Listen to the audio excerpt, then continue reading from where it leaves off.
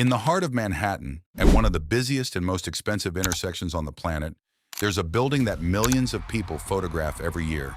It's shaped like a clothes iron, like a slice of pizza, a silhouette so famous you've seen it in 1,000 movies without realizing it. It's one of the most beloved and recognizable buildings in New York.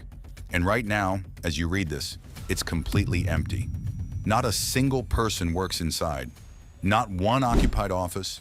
A 22-story giant in the very center of the most expensive city in the world. And inside there is absolutely no one. How is that possible?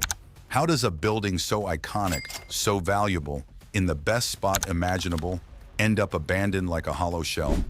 The answer is an incredible story of ambition, of an impossible shape, of an auction that went catastrophically wrong, and of a legal war between its owners that left this colossus empty for years, wrapped in scaffolding, in the very heart of the busiest city in the world. Today we're going to step inside the Flatiron Building and walk through it layer by layer, from its impossible point to the mystery of why it went deserted, to discover how one of the symbols of New York ended up turned into a ghost of steel and stone. And to understand it, we have to go back to the beginning, to a time when this building wasn't a beloved symbol, but something that frightened people. It's the year 1902. New York is growing toward the sky, and at a very peculiar intersection, where Fifth Avenue and Broadway cut across each other diagonally at 23rd Street, there's a lot with a very strange shape. An extremely narrow triangle, almost a wedge, a piece of land that seems impossible to use. Nobody really knew what to do with such an absurd plot, until a construction company, the Fuller Company, decided to build its new headquarters there. That's why, in reality, the official name of the building was never Flatiron. Its real name was the Fuller Building, but people, seeing that distinctive shape, started calling it something else. Flatiron, which in English literally means an iron for pressing clothes, because that's exactly what it looks like, an old iron resting on the intersection. The man in charge of designing it was one of the most important architects of the era, Daniel Burnham, with his Chicago firm. And the challenge was brutal. He had to fit an entire skyscraper inside that triangular wedge, taking advantage of every centimeter of the strange lot. The result was a structure that follows the exact shape of the land, an elongated triangle that gets narrower and narrower until it ends in a razor-sharp point. And here comes the first fact that's hard to believe. At that point, at the narrowest tip of the building, the width is barely about 2 meters. 2 meters. Think about it.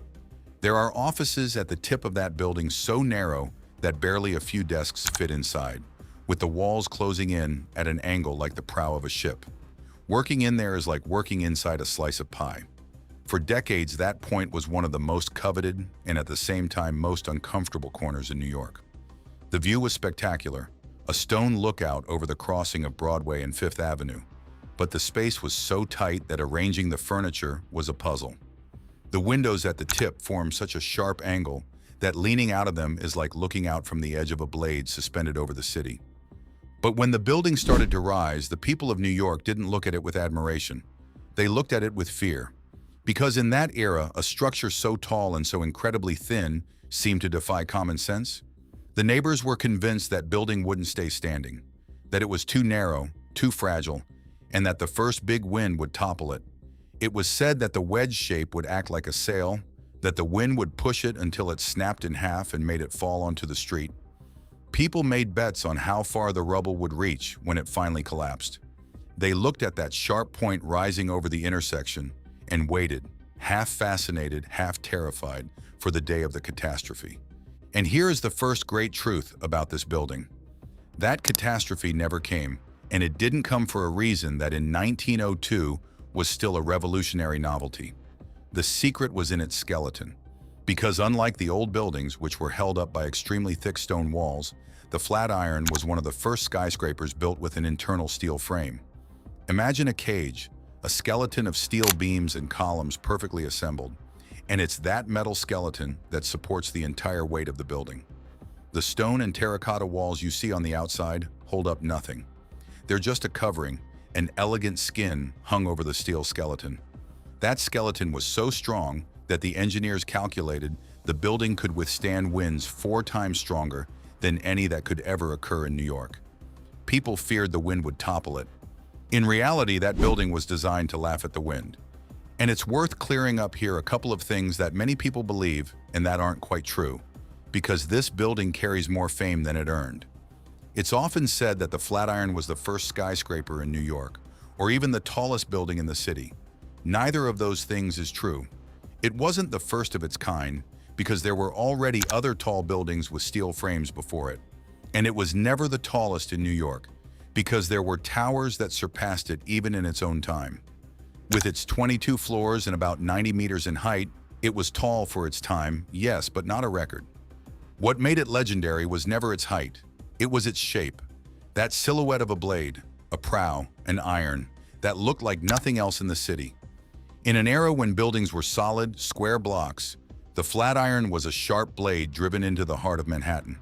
And that strangeness was precisely what made it immortal. But the wind did play a role in the history of the Flatiron, though in a much more amusing and human way.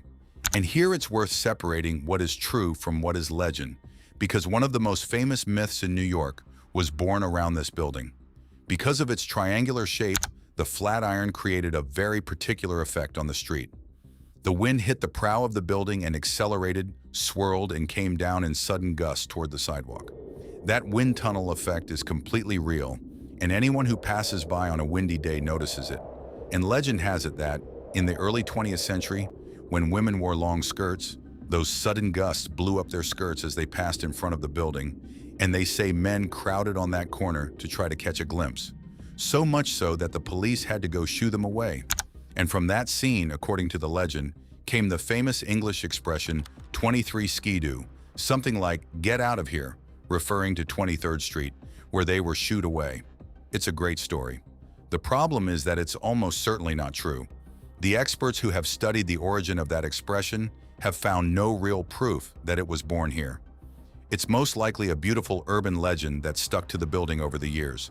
But the wind effect, that one is real, and it's still there today. What's also completely real is that this building, which was born frightening, very quickly became a star. One of the most photographed structures in the world. Its shape was so unique, so cinematic, that it attracted artists and photographers from the very first moment.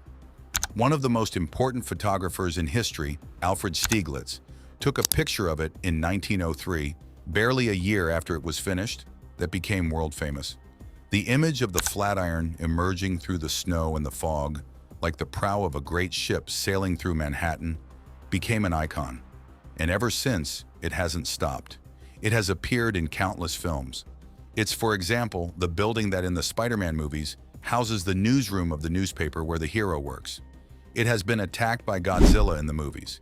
Its silhouette is so recognizable that it has become a visual symbol of New York itself, as identifiable as the Empire State or the Statue of Liberty. And this is where the story takes its strangest turn.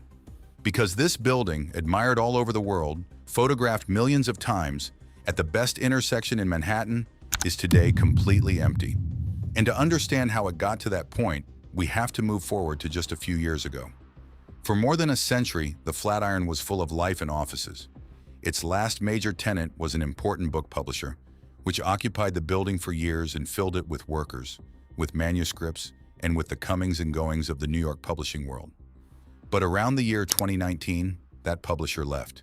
It moved somewhere else, looking for more modern and comfortable offices than a building over 100 years old and shaped like a wedge could offer.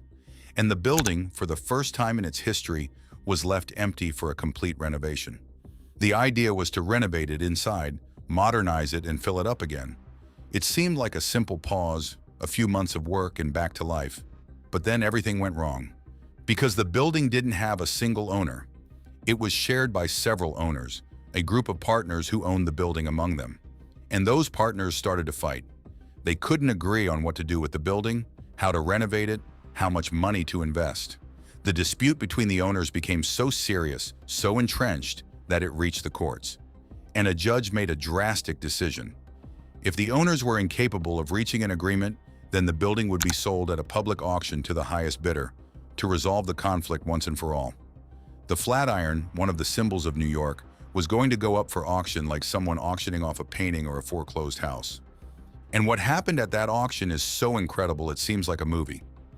In March of 2023, the bidding for the Flatiron Building took place.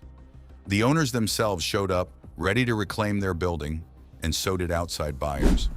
The bidding rose and rose in a war of offers that got higher and higher. And in the end, against all odds, the winner was an investor almost no one knew, who took the building for a very high figure, around $190 million. The hammer fell. The man had won the Flatiron. The old owners had lost their building. Everyone considered the deal done. But then came the twist, because after winning the auction, that buyer had to do something very simple: pay. Specifically, he had to immediately hand over a deposit, a security deposit of millions of dollars, to confirm that the purchase was serious. And he didn't do it. He didn't pay. The man who had just won the most iconic building in New York simply disappeared without putting up the money. It was never fully known what happened, whether he didn't have the money, whether he backed out, whether it was a colossal bluff. All sorts of things were said about him in the days that followed, but the result was the same. The fact is that the sale collapsed completely. The auction of the century had turned into an absolute fiasco, an embarrassment that went around the world. The most photographed building in New York had just been sold to someone who didn't show up to pay. And the Flatiron, after that circus, had to go up for auction again a few weeks later, for the second time, with the whole press watching to see if this time it would work out. At that second auction, now without surprises, the building went back into the hands of one of its longtime owners, a veteran of the New York real estate business, who took it for a somewhat lower figure, around $160 million. Finally, the Flatiron had a clear owner and a future, but by then it had already been empty for years, wrapped in scaffolding, without a soul inside, frozen because of the fights between partners and the fiasco of the auction. A building worth hundreds of millions, at the best intersection in the city, had been deserted longer than many genuinely abandoned buildings. The paradox couldn't be greater. The more valuable and more desired it was, the longer it had stayed empty. And here we arrive at the present, and at the answer to what will become of this empty giant.